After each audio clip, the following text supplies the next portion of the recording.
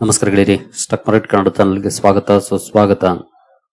ಗೆಳೆಯರಿ, ವಿಡಿಯೋದಲ್ಲಿ ನಮ್ಮ ಮಾರ್ಕೆಟ್ಗೆ ಸಂಬಂಧಪಟ್ಟಂತೆ ಹಾಗೂ ಕೆಲವು ಇಂಡಿವಿಜುವಲ್ ಸೆಕ್ಟರ್ಗೆ ಸಂಬಂಧಪಟ್ಟಂತೆ ಇವತ್ತು ಬಂದಂತ ಬ್ರೇಕಿಂಗ್ ಸುದ್ದಿಗಳ ಬಗ್ಗೆ ತಿಳ್ಕೊಳ್ಳುವಂತ ಪ್ರಯತ್ನವನ್ನ ಮಾಡೋಣ. ಖಂಡಿತ ಕೆಲವು ಒಳ್ಳೆ ಸುದ್ದಿಗಳು ಕೂಡ ಇದ್ದಾವೆ, ಜೊತೆಗೆ ನಾಳೆ ತುಂಬಾನೇ ಇಂಪಾರ್ಟೆಂಟ್ ಸುದ್ದಿ ಕೂಡ ಬರೋದಿದೆ. ಇದ್ರ ಬಗ್ಗೆ ಕೂಡ ಒಂದಷ್ಟು ವಿಷಯವನ್ನ ನಾವು ತಿಳ್ಕೊಳ್ಳುವಂತ ಪ್ರಯತ್ನವನ್ನ ಮಾಡೋಣ. ಮೊದಲಿಗೆ ಡಿಸ್ಕ್ಲೇಮರ್ ಕೊಡ್ಲಿಕ್ಕೆ ಇಷ್ಟಪಡ್ತೀನಿ. ಇಲ್ಲಿ ಕವರ್ ಮಾಡ್ತಿರುವಂತ ಯಾವುದೇ ಸ್ಟಾಕ್ ಅನ್ನು ಕೂಡ ರೆಕಮೆಂಡ್ ಮಾಡ್ತಿಲ್ಲ. ನೀವು ಫರ್ದರ್ ಸ್ಟಡಿ ಮೆಡಿಟೇಷನ್ ತಗೊಳ್ಬಹುದು. ಆಸ್ ಎ ಎಜುಕೇಶನಲ್ ಪರ್ಪಸ್ ನಾನು ವಿಡಿಯೋ ಮುಂದೆ ತರ್ತಾ ಇದ್ದೀನಿ. ಹಾಗೆ ಇಲ್ಲಿವರೆಗೂ ನೀವು ನಮ್ಮ ಇನ್ಸ್ಟಾಗ್ರಾಮ್ ಚಾನಲ್ ಹಾಗೂ ವಾಟ್ಸ್ಆಪ್ ಚಾನಲ್ ಫಾಲೋ ಮಾಡ್ತಿಲ್ಲ ಅಂತಂದ್ರೆ 3 more ಲಿಂಕ್ಸ್ ಮೇಲೆ ಕ್ಲಿಕ್ ಮಾಡಿ. ಕೆಳಗಡೆ ಇನ್ಸ್ಟಾಗ್ರಾಮ್ ಚಾನಲ್ ಹಾಗೂ ವಾಟ್ಸ್ಆಪ್ ಚಾನಲ್ ನ ಲಿಂಕ್ ಕೂಡ ಇದೆ. ಹಾಗೆ ನಮ್ಮ ಎಕ್ಸ್ ಖಾತೆಯ ಲಿಂಕ್ ಕೂಡ ಇದೆ, ಫಾಲೋ ಮಾಡಬಹುದು. ಹಾಗೇನು ನಮ್ಮ ತರಬೇತಿ ಕಾರ್ಯಕ್ರಮದಲ್ಲಿ ಇಂಟ್ರೆಸ್ಟ್ ಇರೋರು ಇಮೇಲ್ ಮೂಲಕ ಸಂಪರ್ಕ ಮಾಡಬಹುದು. ಇದ್ರ ಬಗ್ಗೆ ಇನ್ನೂ ಹೆಚ್ಚಿನ ಮಾಹಿತಿಯನ್ನು ನಾವು ನಿಮಗೆ ಇಮೇಲ್ ಮೂಲಕ ಒದಗಿಸ್ತೇವೆ. ಇನ್ನು ಸುದ್ದಿಗಳ ಕಡೆ ನಾವು ಬರೋದಾದ್ರೆ, ಗೆಳೆಯರೆ, ನಾಳೆ ಒಂದು ಇಂಪಾರ್ಟೆಂಟ್ ಇವೆಂಟ್ ಇದೆ. ಅದೇನು ಅಂತಂದ್ರೆ ವೈಸ್ ಪ್ರೆಸಿಡೆಂಟ್ ಎಲೆಕ್ಷನ್. ನಾವಂತೂ ಓಟ್ ಹಾಕೋಂಗಿಲ್ಲ, ಇದಕ್ಕೆ ಹಾಕೋದು ಎಂಪಿಗಳು. ಆದ್ರೂ ಕೂಡ ಇದು ನಾಳೆ ದೊಡ್ಡ ಮಟ್ಟದಲ್ಲಿ ಸದ್ದು ಮಾಡುತ್ತೆ. ಜೊತೆಗೆ ಮಾರ್ಕೆಟ್ ನ ಮೇಲೂ ಕೂಡ ಇಂಪ್ಯಾಕ್ಟ್ ಅನ್ನ ಮಾಡಬಹುದು ಇನ್ ಕೇಸ್ ಅನ್ಎಕ್ಸ್ಪೆಕ್ಟೆಡ್ ರೀತಿಯಲ್ಲಿ ರಿಸಲ್ಟ್ ಬಂದ್ರೆ. ಹಾಗಂತ ನಾಳೆ ಡ್ಯೂರಿಂಗ್ ದ ಮಾರ್ಕೆಟ್ ರಿಸಲ್ಟ್ ಬರುವಂತ ಚಾನ್ಸಸ್ ಕೂಡ ಕಡಿಮೆ. ಮಾರ್ಕೆಟ್ ಕ್ಲೋಸ್ ಆದ್ಮೇಲೆ ರಿಸಲ್ಟ್ ಬರ್ಬೋದು, ನೋಡಬಹುದು. NDS CP Radhakrishnan versus India's Sudarshan Reddy. Why September 9 vice president polls will be high stakes affair. Actually numbers wise ನೋಡಿದ್ರೆ NDA ಮುಂದಿದೆ, ಜೊತೆಗೆ ಆರಾಮಾಗಿ ಗೆಲ್ಲಬಹುದಾದಂತ ನಂಬರ್ಸ್ ಅನ್ನ NDA ಹೊಂದಿದೆ. ಆದ್ರೂ ಕೆಲವೊಂದು ಕುತೂಹಲ ಇಲ್ಲಿ ಇದ್ದೇ ಇದೆ, ಯಾವ ರೀತಿ ರಿಸಲ್ಟ್ ಬರುತ್ತೆ ಅಂತ.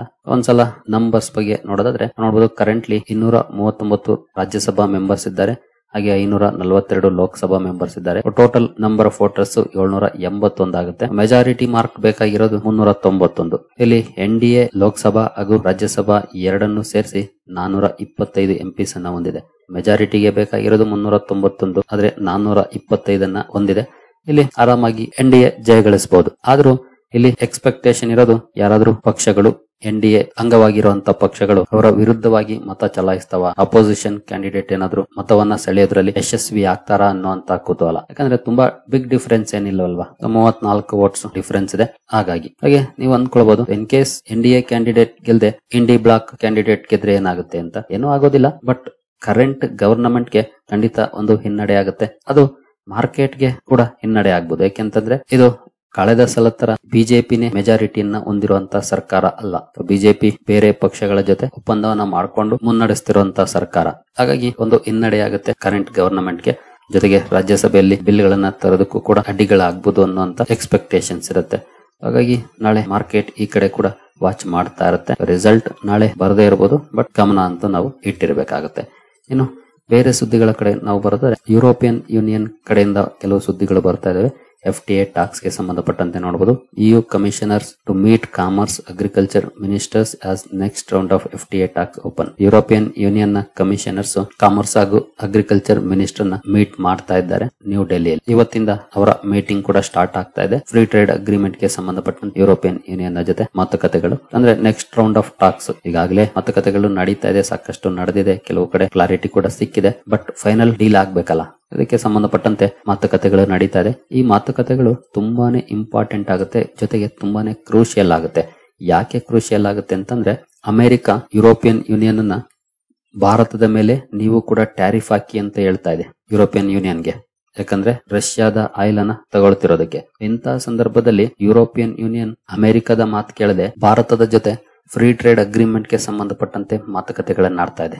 ಇದು ತುಂಬಾನೇ ಇಂಪಾರ್ಟೆಂಟ್ ಆಗುತ್ತೆ. ಯಾಕೆಂತಂದ್ರೆ ಯುರೋಪಿಯನ್ ಯೂನಿಯನ್ ಯಾವಾಗ್ಲೂ ಅಮೆರಿಕದ ಮಾತು ಕೇಳ್ತಿದ್ದಂತದ್ದು, ಈಗ ಅಮೆರಿಕಾನ ದೂರ ಸರಿಸಿ ಅಮೆರಿಕ ಹೇಳಿದ್ರು ಅದನ್ನ ಕೇಳದೆ ಭಾರತದ ಜೊತೆ ಫ್ರೀ ಟ್ರೇಡ್ ಅಗ್ರಿಮೆಂಟ್ ಗೆ ಸಂಬಂಧಪಟ್ಟಂತೆ ಮಾತುಕತೆಗಳನ್ನ ಆಡುತ್ತೆ ಅಂದ್ರೆ ಅಮೆರಿಕಾಗೆ ಬೇರೆ ಸಿಗ್ನಲ್ ಹೋಗ್ತಾ ಇದೆ. ಹಾಗಾಗಿನೇ ಈ ಮಾತುಕತೆಗಳು ತುಂಬಾನೇ ಕ್ರೂಷಿಯಲ್ ಆಗುತ್ತೆ, ಜೊತೆಗೆ ತುಂಬಾನೇ ಇಂಪಾರ್ಟೆಂಟ್ ಆಗುತ್ತೆ, ಅದರಲ್ಲೂ ಭಾರತಕ್ಕೆ ಇಂತಹ ಟ್ಯಾರಿಫ್ ಯುಗದಲ್ಲಿ.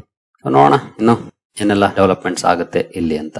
ನಂತರ ಇಸ್ರೇಲ್ ಹಾಗೂ ಇಂಡಿಯಾಗೆ ಸಂಬಂಧಪಟ್ಟಂತೆ ಒಂದು ಸುದ್ದಿ ಬಂದಿದೆ ನೋಡಬಹುದು. India Israel ink bilateral investment treaty says finance ministry. Bharat ಹಾಗೂ ಇಸ್ರೇಲ್ ಬೈಲ್ಯಾಟ್ರಲ್ ಇನ್ವೆಸ್ಟ್ಮೆಂಟ್ ಟ್ರೀಟಿಯನ್ನ ಮಾಡ್ಕೊಂಡಿದ್ದೇವೆ. ಈಗಾಗಲೇ ನೋಡಬಹುದು, ಏಪ್ರಿಲ್ 2000ದಿಂದ 2025 ಜೂನ್ ವರೆಗೂ ಸುಮಾರು $337 ಮಿಲಿಯನ್ ಇನ್ವೆಸ್ಟ್ಮೆಂಟ್, ಅಂದ್ರೆ FDI ಇಸ್ರೇಲ್ ಇಂದ ಭಾರತಕ್ಕೆ ಬಂದಿದೆ ಅನ್ನುವಂತ ಅಪ್ಡೇಟ್ ಅನ್ನ ಕೊಡ್ತಿದ್ದಾರೆ. ಇನ್ನು ಒಂದಷ್ಟು ಇನ್ವೆಸ್ಟ್ಮೆಂಟ್ ಗೆ ಸಂಬಂಧಪಟ್ಟಂತೆ ಈಗ ಒಪ್ಪಂದಗಳನ್ನ ಸರ್ಕಾರ ಮಾಡಿಕೊಂಡಿದೆ.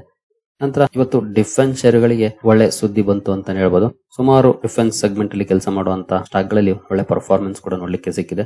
ನೋಡಬಹುದು. Defence stocks rise on government's 15-year defence road map. ಮೊನ್ನೆ ಒಂದು ಅಪ್ಡೇಟ್ ಅನ್ನ ಕೊಟ್ಟಿದೆ ಗವರ್ನಮೆಂಟ್. ಮುಂದಿನ 15 ವರ್ಷಗಳ ರೋಡ್ ಮ್ಯಾಪ್ ಅನ್ನ ರೆಡಿ ಮಾಡಿದೆ. ಇದ್ರ ಬಗ್ಗೆ ಡಿಫೆನ್ಸ್ ಮಿನಿಸ್ಟರ್ ರಾಜನಾಥ್ ಸಿಂಗ್ ಅವರು ಅಪ್ಡೇಟ್ ಅನ್ನ ಕೊಟ್ಟಿದ್ದಾರೆ. ಈ ಅಪ್ಡೇಟ್ ಒಂದಷ್ಟು ಪಾಸಿಟಿವ್ ಇಂಪ್ಯಾಕ್ಟ್ ಅನ್ನ ಇವತ್ತು ಕ್ರಿಯೇಟ್ ಮಾಡಿದೆ. ನೋಡಬಹುದು, ಸ್ಕ್ರಾಮ್ ಜೆಟ್ ಪ್ರೊಪಲ್ಷನ್ ಗೆ ಸಂಬಂಧಪಟ್ಟಂತೆ ಅಪ್ಕಮಿಂಗ್ ಮಿಲಿಟರಿ ಅಕ್ವಿಸಿಷನ್ಸ್ ಇದು ಇವಾಗಿಂದಲ್ಲ, ಮುಂದೆ ಅಂದ್ರೆ ಮುಂದಿನ ದಿನಗಳಲ್ಲಿ ಮಿಲಿಟರಿಗೆ ಸಂಬಂಧಪಟ್ಟಂತೆ ಮಾಡ್ತಿರುವಂತ acquisitions. At least 500 scram jet propulsion hypersonic missiles ನ ಅವಶ್ಯಕತೆ ಇದೆ ಅಂತ ಹೇಳ್ತಿದ್ದಾರೆ.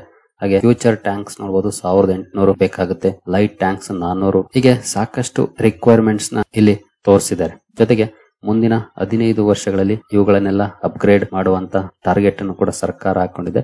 ಈ ಎಲ್ಲ ಸುದ್ದಿಗಳು ಇವತ್ತು ಡಿಫೆನ್ಸ್ ಶೇರುಗಳಲ್ಲಿ ಒಂದಷ್ಟು ಪಾಸಿಟಿವ್ ಇಂಪ್ಯಾಕ್ಟ್ ಅನ್ನ ಕ್ರಿಯೇಟ್ ಮಾಡಿದೆ. ಇದ್ರ ಜೊತೆಗೆ ನೋಡಬಹುದು, ಬ್ರಹ್ಮೋಸ್ ಆಕಾಶ್ ತೀರ್ shine in India's defence push after operation Sindoor. Especially operation Sindoor ಆದ ಮೇಲೆ ಬ್ರಹ್ಮೋಸ್ ಹಾಗೂ ಆಕಾಶ್ ತೀರ್ಗೆ ಸಾಕಷ್ಟು ಬೇಡಿಕೆ ಬರ್ತಾ ಇದೆ ಹೊರಗಡೆಯಿಂದ. ಆಕಾಶ್ ತೀರ್ ನಿಮ್ಗೆಲ್ರಿಗೂ ಗೊತ್ತಿರೋ ಏರ್ ಡಿಫೆನ್ಸ್ ಸಿಸ್ಟಮ್, ಅದರಲ್ಲೂ ಸ್ವದೇಶಿ ನಿರ್ಮಿತ ಏರ್ ಡಿಫೆನ್ಸ್ ಸಿಸ್ಟಮ್. ಅಂದ್ರೆ ಡಿಫೆನ್ಸ್ ಪುಷ್ ಏನಿದೆ ಇದು ಚೆನ್ನಾಗಿ ಇಂಪ್ರೂವ್ ಆಗ್ತಿದೆ. ಜೊತೆಗೆ ಹೊರಗಿಂದ ಬೇಡಿಕೆ ಕೂಡ ಬರ್ತಾ ಇದೆ ನಮ್ಮ ಡಿಫೆನ್ಸ್ ಗೆ ಸಂಬಂಧಪಟ್ಟಂತೆ. ಡಿಫೆನ್ಸ್ ಶೇರ್ಗಳು ಒಂದಷ್ಟು ಪಾಸಿಟಿವ್ ಪರ್ಫಾರ್ಮೆನ್ಸ್ ಅನ್ನ ಇವತ್ತು ಮಾಡಿದವೆ. ನಂತರ ನೊಮುರಾದವರು ಒಂದು ರಿಪೋರ್ಟ್ ಅನ್ನ ಪಬ್ಲಿಷ್ ಮಾಡಿದ್ದಾರೆ. GST ರಿಜಿಗ್ ಕೂಡ ಡಿಫೆನ್ಸ್ ಗೆ ಕಾಂಟ್ರಿಬ್ಯೂಷನ್ ಅನ್ನ ಮಾಡುತ್ತೆ, ನಂತರ ರಿನ್ಯೂವಬಲ್ ಎನರ್ಜಿಗೆ ಹಾಗೆ ಸೋಲಾರ್ ಸೆಕ್ಟರ್ಸ್ ಗೆ ಅಂತ ಹೇಳಿದ್ದಾರೆ. ಡಿಫೆನ್ಸ್ ಅಲ್ಲೂ ಕೂಡ ಅಡ್ವಾಂಟೇಜ್ ಅನ್ನ ಪಡ್ಕೊಳ್ತಾ ಇದೆ ಅಂತಾನೆ ಹೇಳ್ಬೋದು. ನೋಡಬಹುದು, defence positive. Defense procurement and indigenous manufacturing are highly sensitive to indirect tax structures. Recent GST rate revisions have significantly lowered tax incidence on critical equipment, components and subsystems. Defense ಅಲ್ಲಿ ಬಳಸುವಂತ critical equipments ಹಾಗೂ components ಗೆ ಸಂಬಂಧಪಟ್ಟಂತೆ ಇತ್ತೀಚಿನ GST rate revisions significant impact ಅನ್ನ ಮಾಡ್ತಾ ಇದೆ, ಅಂದ್ರೆ ಲೋಯರ್ ಆಗ್ತಾ ಇದೆ. ಹಾಗಾಗಿ ಡಿಫೆನ್ಸ್ ಇಂಡಸ್ಟ್ರೀಸ್ ಗೂ ಕೂಡ ಇದು ಒಳ್ಳೆ ಬೆಳವಣಿಗೆ ಆಗಿದೆ ಅನ್ನುವಂತ ರಿಪೋರ್ಟ್ ಅನ್ನ ನೊಮುರಾದವರು ಕೊಟ್ಟಿದ್ದಾರೆ. ಅಂದ್ರೆ ಕಂಪನಿಗಳ ಕಾಸ್ಟ್ ಕಡಿಮೆ ಆಗುತ್ತೆ GST ರೆಡ್ಯೂಸ್ ಆಗ್ತಿರೋದ್ರಿಂದ. ಈ ಡೆವಲಪ್ಮೆಂಟ್ಸ್ ಬಗ್ಗೆ ಕೂಡ ಅಪ್ಡೇಟ್ ಗಳು ಬಂದಿದೆ. ಇನ್ನು ರಿನ್ಯೂವಬಲ್ಸ್ ಕೂಡ ಪಾಸಿಟಿವ್ ಅಂತ ಹೇಳಿದ್ದಾರೆ. ಇದರಲ್ಲೂ ಕೂಡ ಕೆಲವೊಂದು ಪ್ರಾಡಕ್ಟ್ ಗಳಿಗೆ GST ರಿಡಕ್ಷನ್ ಆಗಿದೆ, ಅದನ್ನ ಪಾಸಿಟಿವ್ ಅಂತ ಹೇಳಿದ್ದಾರೆ. ಇನ್ನು ಇಂಡಸ್ಟ್ರಿಯಲ್ ಮೆಷಿನರೀಸ್ ಗೆ ಪಾಸಿಟಿವ್ ಅಂತ ಹೇಳ್ತಿದ್ದಾರೆ. ಹಾಗೆ engineering, procurement and construction EPC ಇಲ್ಲಿ ನ್ಯೂಟ್ರಲ್ ರೇಟಿಂಗ್ ಅನ್ನ ಇವರು ಕೊಟ್ಟಿದ್ದಾರೆ. ಒಟ್ಟಿನಲ್ಲಿ ರಿನ್ಯೂವಬಲ್ ಎನರ್ಜಿ ಹಾಗೂ ಡಿಫೆನ್ಸ್ ಗೆ ಇಲ್ಲೂ ಕೂಡ ಒಂದಷ್ಟು ಪಾಸಿಟಿವ್ಸ್ ಬರ್ತಾ ಇದೆ. ಒಂದಷ್ಟು ಪಾಸಿಟಿವ್ ರಿಯಾಕ್ಷನ್ ಕೂಡ ಇವತ್ತು ಡಿಫೆನ್ಸ್ ಶೇರುಗಳಲ್ಲಿ ನೋಡ್ಲಿಕ್ಕೆ ಸಿಕ್ಕಿದೆ.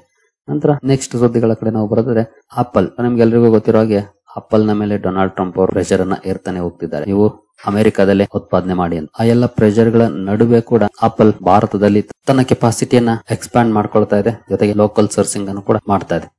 ಒಟ್ಟಿನಲ್ಲಿ ಆಪಲ್ ಕೂಡ ಡೊನಾಲ್ಡ್ ಟ್ರಂಪ್ ಮಾತು ಕೇಳ್ತಿಲ್ಲ ಅಂತಾನೆ ಹೇಳ್ಬೋದು. ಇನ್ನು ನೆಕ್ಸ್ಟ್ ಸುದ್ದಿ ಕಡೆ ನಾವು ಬರೋದಾದ್ರೆ, Damani, Madhukela join Ranbir Kapoor to back this small cap. ಅಂದ್ರೆ ಒಂದು ಸ್ಮಾಲ್ ಕ್ಯಾಪ್ ಸ್ಟಾಕ್ ಅಲ್ಲಿ ದಮಾನಿ ಹಾಗೂ ಮಧುಕೇಲಾ ಅವರು ಸ್ಟೇಕ್ ಅನ್ನ ತಗೊಂಡಿದ್ದಾರೆ ಬಲ್ಕ್ ಡೀಲ್ ನ ಮೂಲಕ. ಯಾವುದು ಅಂತ ನೋಡಬಹುದು, media and entertainment company prime focus. Prime focus ಅಲ್ಲಿ ರಮೇಶ್ ದಮಾನಿ ಹಾಗೂ ಮಧುಸೂದನ್ ಕೇಲಾ ಅವರು ಸ್ಟೇಕ್ ಅನ್ನ ತಗೊಂಡಿರೋ ಬಗ್ಗೆ ಅಪ್ಡೇಟ್ ಗಳು ಬಂದಿವೆ. ಸೆಪ್ಟೆಂಬರ್ 5ನೇ ತಾರೀಕು ಆದಂತ ಬಲ್ಕ್ ಡೀಲ್ ಅಲ್ಲಿ ಇವರು ಸ್ಟೇಕ್ ತಗೊಂಡಿದ್ದಾರೆ ಅಂತ ಸುದ್ದಿ ಬಂದಿದೆ. ಆ ನಂತರ ಸ್ಟಾಕ್ ಅಲ್ಲಿ ಅಪ್ಪರ್ ಸರ್ಕ್ಯೂಟ್ ಪರ್ಫಾರ್ಮೆನ್ಸ್ ಕೂಡ ನೋಡ್ಲಿಕ್ಕೆ ಸಿಕ್ಕಿದೆ ಈ ಸುದ್ದಿ ಬಂದ ನಂತರ. BSE ಗೆ ಸಂಬಂಧಪಟ್ಟಂತೆ ಒಂದು ಅಪ್ಡೇಟ್. ಈಗಾಗಲೇ ಶುಕ್ರವಾರನೇ BSE ನಲ್ಲಿ ಒಳ್ಳೆ ರಿಯಾಕ್ಷನ್ ಬಂದಿತ್ತು, ಅದನ್ನ ನಾವು ನೋಡಿದ್ವಿ. ನೋಡೋದು, BSE proves bullet proof after expiry day swapping with NSE. ಅಂದ್ರೆ ಎಸ್ಪೆಷಲಿ BSE ಮಂಗಳವಾರ ಇದ್ದಂತ ಎಕ್ಸ್ಪೈರಿ ಡೇ ನ ಗುರುವಾರಕ್ಕೆ ಶಿಫ್ಟ್ ಮಾಡಿದ್ಮೇಲೆ ಕಂಪನಿಯ ಮಾರ್ಕೆಟ್ ಶೇರ್ ಅಲ್ಲಿ ಇಂಪ್ಯಾಕ್ಟ್ ಆಗ್ಬೋದು, ವಾಲ್ಯೂಮ್ಸ್ ಡಿಕ್ರೀಸ್ ಆಗ್ಬೋದು ಅನ್ನೋಂತ ಎಸ್ಟಿಮೇಷನ್ಸ್ ಅನ್ನ ಮಾಡಿದ್ರು. ಆದ್ರೆ ಅದಕ್ಕೆ ವಿರುದ್ಧವಾಗಿ ಸಿಚುವೇಶನ್ ನೋಡ್ಲಿಕ್ಕೆ ಸಿಕ್ಕಿದೆ. ವಾಲ್ಯೂಮ್ಸ್ ರೈಸ್ ಆಗಿದೆ, ಆಲ್ಮೋಸ್ಟ್ ಡಬಲ್ ಆಗಿದೆ ಮೊದಲನೇ ವಾರ. ನೋಡಬಹುದು, the strategic move paid of handsomely for BSE which saw its market share climb 110 basis points. ಅಂದ್ರೆ 1.1% ರೈಸ್ ಆಗಿದೆ ಮಾರ್ಕೆಟ್ ಶೇರ್ ಕೂಡ ಚೇಂಜ್ ಮಾಡಿದ ಮೇಲೆ. ಬಟ್ ತುಂಬಾ ದಿನ ಆಗಿಲ್ಲ, ಜಸ್ಟ್ ಒಂದು ವಾರ ಆಗಿದೆ. ನೋಡ್ಬೇಕಾಗುತ್ತೆ ಫ್ಯೂಚರ್ ಅಲ್ಲಿ ಯಾವ ರೀತಿ ಇರುತ್ತೆ ಅಂತ. ಬಟ್ ಟಾಟಾ ಟರ್ಮಲ್ ಅಂತೂ ಒಳ್ಳೆ ಸುದ್ದಿಯನ್ನ ಕೊಟ್ಟಿದೆ ಈ ಮೂಲಕ. 28.2% while premium average daily turnover jumped 19% to 208 billion first week of September compared to the August average. August average ಗೆ ಕಂಪೇರ್ ಮಾಡಿದ್ರೆ ತುಂಬಾ ಒಳ್ಳೆ ಇಂಪ್ರೂವ್ಮೆಂಟ್ ಸೆಪ್ಟೆಂಬರ್ ಅಲ್ಲಿ ನೋಡ್ಲಿಕ್ಕೆ ಸಿಕ್ಕಿದೆ.